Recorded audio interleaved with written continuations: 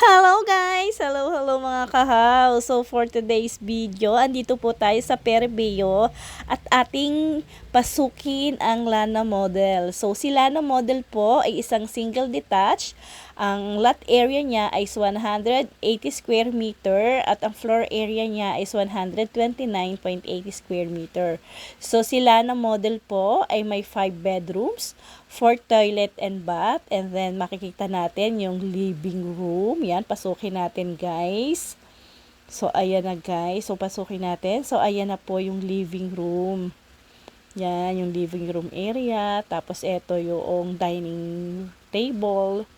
Yan. So, ito yung first bedroom. So, syempre, laging nakaano yan sa ating mga senior. Do sa mga hindi mahihirapang umakyat sa mga sa hagdan. So, yan. At saka sa mga guests. So, ito naman yung CR. Malapit lang sa kanya. So, ito yung first CR natin. So, ika nga po, may 4 po tayong toilet and bath. So, ayan. Ito yung una. At ito yung pinaka-dining table natin. At ito, yung pass-through, sliding door po yan. So, ito pwede tayong maglagay ng lanay. So, maglagay tayo ng coffee table. Or kung gusto sa umaga, dyan tayo mag-breakfast para naman mafe-feel mo yung sarap ng hangin sa lipa. So, ayan guys. At dadaan, paikot tayo na andito. Meron ditong dirty kitchen. So, pwede natin dyan ilagay yung ating mga washing machine, kung dyan tayo maglalaba, yung laundry area natin. So, pwede dyan, lalagyan lang natin ng bubong. At eto pa, syempre, hindi mawawala yung room para sa ating angels, doon sa mga pinagkakatiwalaan natin sa bahay. O, ayan. So, yan guys, may sariling room at may sariling CR. So, yan yung pangalawang toilet and bath natin. O, diba? Kompleto, sosyalan. May sariling toilet and bath. So, diba? So, pero rin i-convert natin yan. Halimbawa, sa mga ano, kasi kung i-extend naman natin. So, maraming pwedeng ilagay, pwedeng gawin dyan sa room na yan. So, eto guys. Nakita nyo naman, napaka-spacious. Doon sa tagiliran, sa likuran. Sa dalawang side, meron po tayong space. Napakalawak ng area. At doon po sa parking natin, kasya ang dalawang sasakyan. So, yan guys.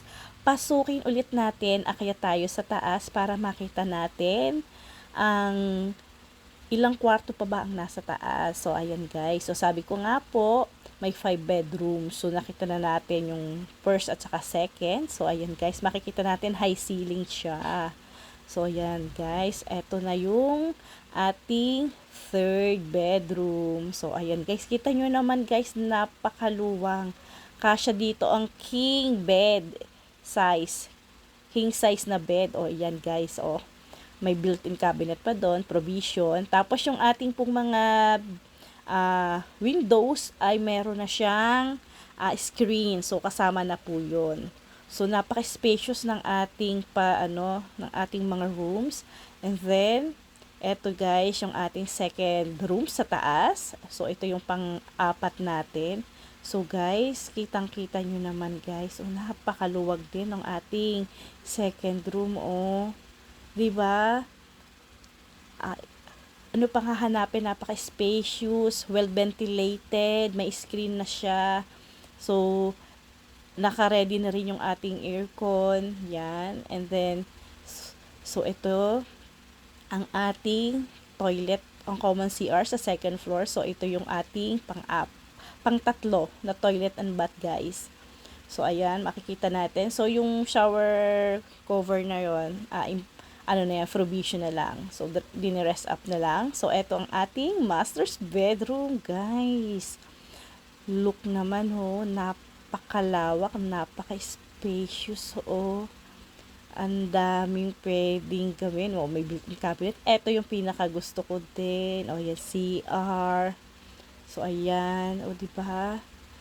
Talaga naman napakaluwang. At tapos, dito pa rin ang way papuntang balcony. So, pagising mo sa umaga, check mo lang. Ang ganda ng kalikasan, ang ganda ng tanawin dito sa balcony. So, may gusto guys, tara, usap tayo. Myra Reyes, and check my page, House for Everyone. Bye!